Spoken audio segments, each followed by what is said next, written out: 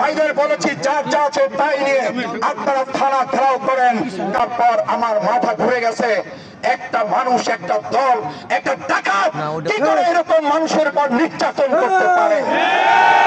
তারপর আমি ভাইদের বলেছি যার যা আছে তাই নিয়ে আপনারা থানা ঘেরাও করেন, কারণ এই থানার ওসি এবং তালুকদারের নেতৃত্বে চন্দ্রদ্বীপে হামলা সংঘটিত হয়েছে। সুতরাং আমরা পরিষ্কার বলছি, প্রশাসনের ভাইয়েরা যা বলবেন আপনারা ঠান্ডা মাথায় শুনবেন, তারপরে আমি কথা বলার পর আমরা পরবর্তী সিদ্ধান্ত গ্রহণ করব।